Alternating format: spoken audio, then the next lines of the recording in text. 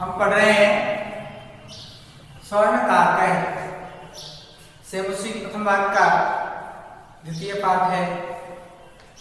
इसके 5वें अनुच्छेद को देखेंगे। इत्युक्त्वा इति धनुक्त्वा, इति का अर्थ होता है इसका, उक्त्वा कहकर, काके कक्षाभ्यंतरात् कौवा कक्ष में से तीसरे मनुष्यानुसारी 3 संदूक निकालकर ताम प्रत्यवदन उससे कहा।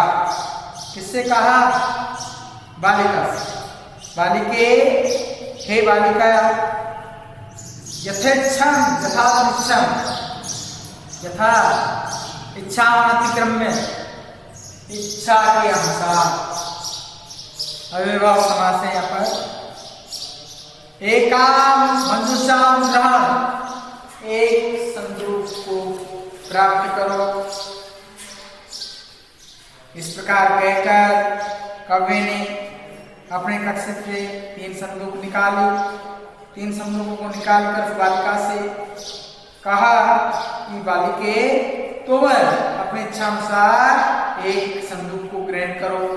उस बालिका ने या बालिका के द्वारा लघुत्तमा मनुष्याम प्रगृह्य, छोटी संदूक को ग्रहण करते हुए कहा गया, यत एव मदीयतन्नुलानां मूल्यम, मेरे चावलों का मूल्य इतना ही है।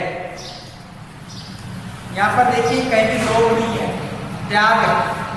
बालिका चाहती सबसे बड़ी संदूक को ले सकती थी, परंतु उसने ऐसा नहीं किया। इसका सुपरिणाम क्या हुआ?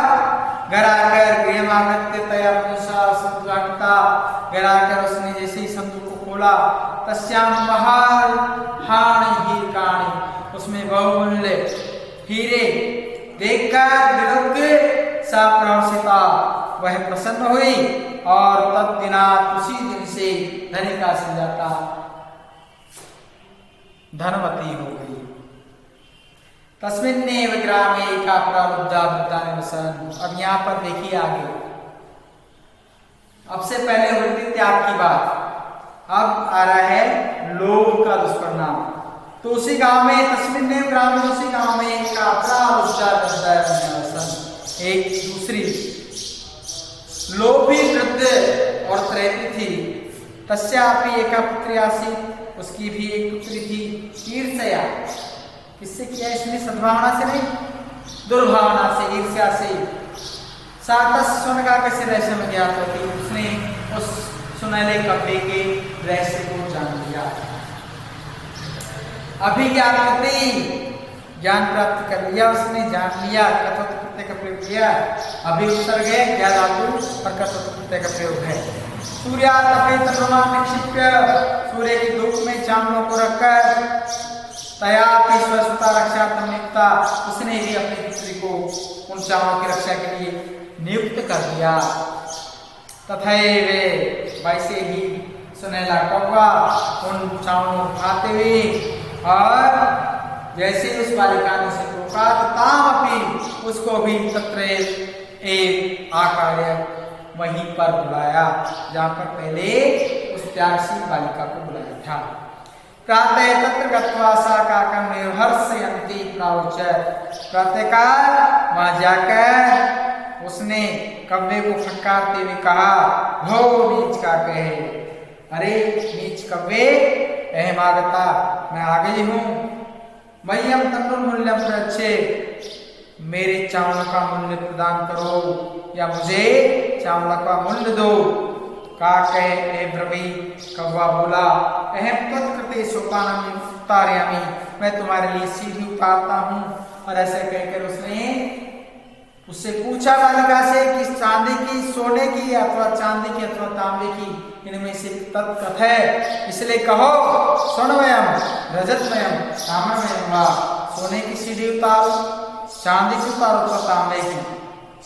गणितया बालिका सकता, उस घमंडी बालिका ने कहा, स्वर्णमयेन सोपानेन अहम आगच्छामि, मैं तो धनी माँ की बेटी हूँ, इसलिए मैं सोने की सीढ़ी से आऊंगी। परंतु स्वर्ण का कहे तत्प्रति ताम्रमयम सोपान में प्राचर, परंतु सुनहले कव्य ने ऐसा नहीं किया, उसको तांबे की सीढ़ी प्रदान की। स्वर्ण का कहे ताम भोजन ताम्र भाजने ही कार्य, सुनहले कव्य ने उसको भोजन भी तांबे के पात्र में करवाया, सोने के पात्र में नहीं, क्योंकि उसने पात्र के पूछने पर भी सोने के पात्र में भोजन करने की इच्छा व्यक्त की होगी। प्रतिनिवृत्ति काले लौटते समय स्वर्ण ने सुनहले कव्य के द्वारा अपने कक्ष से 3 संदूक उसके सामने रख दी।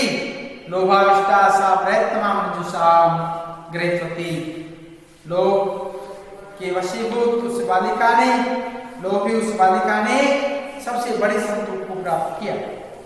गृहमागत्य सा हसिता, घर पर आकर वह प्रसन्न भाव से जैसे ही मंजुषा उद्घाटती उस संदूक को खोलती है, तावत उसी समय तस्याम उस संदूक में भीषण कृष्ण संप्रयुक्त है, एक भयानक काला सर्प दिखाई देता है। लोभदया बालिका प्राप्त, लोभी बालिका ने अपने लोभ के फल को प्राप्त किया। तदनंतरम उसके बाद सा उसने लोभम परित्यजार, लोभ को पूरी तरह से त्याग दिया और वह भी त्यागशील हो गई और उसने त्याग को अपने जीवन का एक अंग बना लिया। इस प्रकार से 9वीं कक्षा की इस पाठ्यक्रम के दूसरे पाठ का हिंदी अनुवाद है, उसको हमने समझने का प्रयास किया, समझाने का प्रयास किया। आप सभी इसके जो कठिन शब्दार्थ हैं उनको याद करने का प्रयास करेंगे, अभ्यास पुस्तिका में लिखेंगे, इसके हिंदी अनुवाद को अभ्यास पुस्तिका में लिखेंगे और इसके अनुवाद का पुनः एक बार अभ्यास करेंगे, ऐसी अपेक्षा है। इसी अपेक्षा के साथ धन्यवाद।